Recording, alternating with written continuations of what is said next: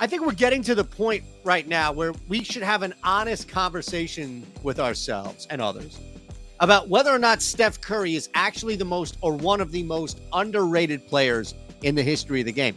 He's not when you start talking about him, but he doesn't get brought up enough. And it was an afterthought. I mean, I was listening to it again, national radio, somebody talking about best point guards. Oh, yeah, well, besides Steph. Almost like an afterthought. And even then, down to the overrated mouth guard chewing, Steph Curry only 3-point shooting, whatever it is that people want to make up about him. Well, here comes game one of the playoffs. And we've got lanes and we've got locks and we've got some other shit I'm sure that we'll throw in here for you. Steph, the Golden State Warriors, watch out. Watch out.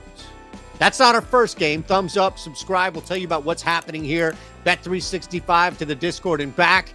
Our first game is Philadelphia hosting the Brooklyn Nets. Mikal Bridges, former Sixer for like a second before this idiot Brett Brown allegedly, if not others, traded him away. The Sixers boast the league's MVP, we believe. The Sixers have been ousted in the second round routinely. If there's one thing that I'm going to count on here in this game with the Philadelphia 76ers, it's early scoring from a second or, dare I say, tertiary source. And I've seen this happen before where there's an expected smash for the Philadelphia 76ers. On the road, at home, regular season, what have you. In this case, it's game one of the playoffs against a team in which they're heavily favored against, rightfully so, where you've got the Nets that have a couple of pieces of talent, Dinwiddie, Bridges, Nick Claxton to a lesser extent, I guess the lesser of the two Currys, if you want to count that.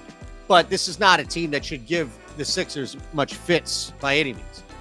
What I do like, though, is coming out of the gate and having a tertiary or even whatever the fourth term is, quad scorer out there in a guy like Tobias Harris. Look, there's no surprise here with the Brooklyn Nets. You are going after Joel Embiid. First and foremost, that's it. That's the only thing you have to worry about is Joel Embiid. Then it's like, okay, do we stop James Harden, passing, slashing? What about Tyrese Maxey, who can do a lot of things, especially with his hands on the basketball? I like Tobias Harris is going to have, and the only chance that he's going to have to truly explode is going to be right away, is going to a guy, and I've seen Doc Rivers do this. I've seen the Sixers do this. So I'm looking at this from a grand scheme of things. I don't need game logs as far as what his first quarter stats are. I know that from a strategy standpoint, the Sixers are going to make a concerted effort, and this is the only time in the game to do this, to get Tobias Harris some shots. It's going to take pressure off everybody. Tobias Harris gets an early game going scoring. That's going to be a problem for everybody on Brooklyn, and the Sixers know this. Over 3.5 first quarter points for Tobias Harris. That's our first lock of the day. All right? 4 points. He's going to get looks. He's going to get the opportunity to shoot. So I don't want to move away from this and give you a game. I think the spread is kind of accurate. I don't really want to touch the total here. I think the Sixers ultimately pull away. I have no problem if I had to choose side, but Tobias Harris over 3.5 first quarter points is speaking to me. We got to lock it up. Lock it up. Speaking of which, if you're in New Jersey, Virginia, Colorado, Ohio, 21 or older, gambling problem, call 1-800-GAMBLER, then sign up. Bet365. All you need to do, bet $1, get 200 and back right into your account, is signing up, which takes about, 60 seconds, depositing $10, and you'll get that offer. Really cool, really easy, really simple stuff. That's all you have to do here on Bet365. All right. Next play, Boston Celtics hosting the Atlanta Hawks. You just wear your opponent down, I think, at this point. If you're the Boston Celtics, you have depth, even though we know the playoffs aren't a place necessarily for depth. But we have depth that you can work with if you're Boston. And you know that this is a track meet for Atlanta, but it's a marathon for you. Atlanta needs to get this thing done as fast as possible, because if this series lingers, which it will, if that's only on Boston's side, mind you, it's not going to be good for the Hawks. They're not going to make it. On the other side, Boston has an opportunity, absolutely, to close this thing out. but it's not going to be dropping 150 points each and every game and overexerting yourself. It's going to come methodically. And they played with guys who were hurt. Their rotation has bumped up. This is a team whose depth I absolutely trust. I don't trust the Sixers' depth. They just don't need it against Brooklyn. But how can you not trust right now what you're getting from the Boston Celtics heading into this series, assuming, right, health is the only real key variable. Everything else just falls into Boston's place here. So you don't want to lay that big number, I understand, because you've got some scoring potential, some speed potential. Atlanta can just claw their way back into some sort of backdoor cover. Don't worry. I think the easiest attack here is going Boston Celtics -5 first half. They come out, they send a message. The rest is just getting to the exit. You set the tone immediately. The rest is just pacing yourself to the exit. Ask this guy here. He knows all about pacing. He knows all about what it takes to make it back to the NBA Finals and win, mind you. And yet it's the mouth guard. I don't like the mouth guard. Back when I watched basketball, nobody was wearing a mouth guard. And now I got to see this guy tingle and twinkle and tingle his mouth guard. I don't know what it could be other than that. Guy's amazing. Freaking amazing. That's a lock, by the way. Boston Celtics -5 first half. Lock. Doop. Let's move on. Jalen Brunson. I'm interested. But let's look at this game. Julius Randle up in the air, right? Not even on the books at the moment. So you do what you do if you think that you have an opportunity to rely anything along those lines. Because this is not a guy with this ankle injury that you think is going to drop 50, 55, right? I don't. So I'm trying to figure out, looking at this board, I do like that I lean Knicks, but that's not the play. There's something, if Julius Randle were healthy, there was something that I would jump on immediately, just right away immediately. And that was first quarter points. But now it's like, well, do you go back to the game? Do you start to look at maybe a second quarter total, second quarter spread, and favoring the team that's just better or deeper? You didn't get much on Tuesday. There really hasn't been updates as far as what's going to happen. Just hard to think that he's going to play. So with that, or much, even if he does, who's going to take over that void?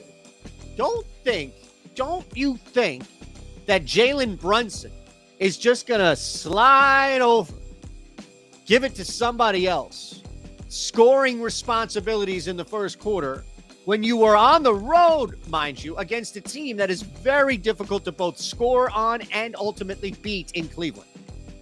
If you're Jalen Brunson, you need to go after people. And if Tom Thibodeau really is deserving of this head coach of the year conversation, which I don't necessarily believe to be true, 5 seed, what is this shit?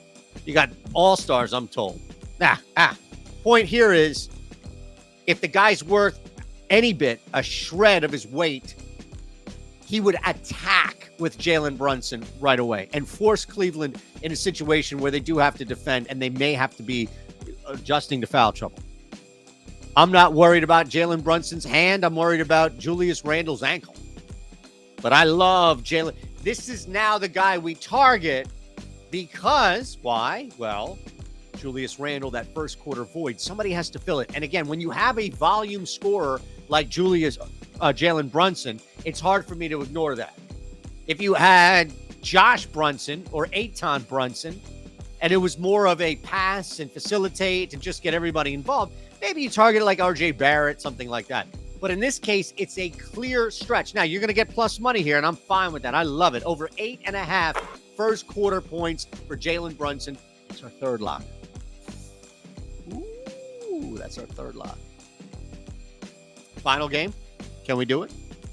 Can I interest you in the Discord first, please? The beauty about this is that we just keep crushing and cashing and doing all this great stuff. So I'd love for you to be a part of the Discord. ES Insider is my code, but you can join up. We got a link for you. Super easy, super simple, cool stuff.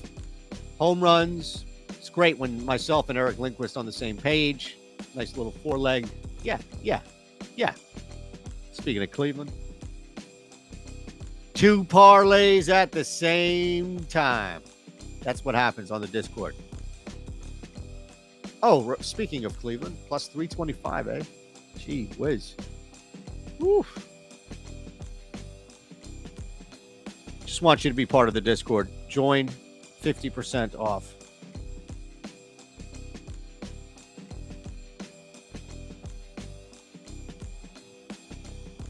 Couple of shots here. Couple of shots. That's what I was talking about. I just had the wrong screen up. All right, enough. Final play. I'd love to lock it up. I don't have a lock in this game. I do not have a lock in this game. I have gone back and forth. I lean Golden State. I think that there's an opportunity to push an alternate line here. That's really the only value that I think is if you wanted to play Golden State like -3 at plus 110. But even that, I mean, to go 20 points doesn't seem like a lot to then lay a full 3. And I get it, like the difference between 1-3 and all that. There's a reason, but that's not a lot. I'm not going to go crazy here and lay 6 or 5.5, what have you. I don't feel the need to do that. I have a lean. I have a lean in this game. And the biggest lean for me, you know what? No. This is a lock. This is a lock. The 2 biggest pieces to return to Golden State, outside of the obvious, which would be the big 3, Andrew Wiggins is back and Gary Payton's back.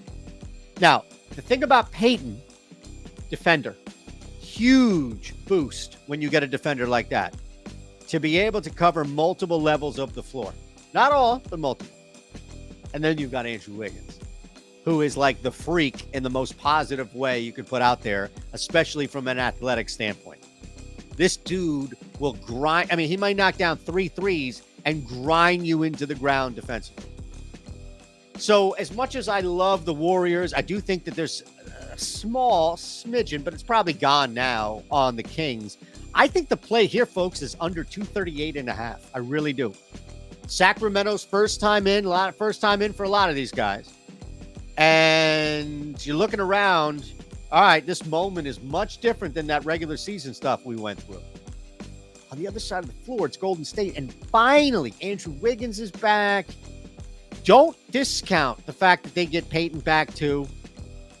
They've been shit on the road, but they finished the season strong. This is a squad right now that I think Golden State can still lose by 3, can still win by 4, and this game stays under 238.5. That's our lot. All right, appreciate it all. We'll be back Sunday slate. See what we can find, see what we can mine, right? Appreciate you all. Thumbs up, subscribe. Hit me up on the Discord. I'll be there. You're there. We have a huge amount of community folks in there as well. Shout out to the crew, Harambe Slayer, the GOAT, Jairo Sandozo, J-Dub, all of you out there. Appreciate you all. We appreciate you being a part of it. And let's see if we can get some more fun people in there too. Hey, see you soon. Enjoy. See you Monday, 4 o'clock.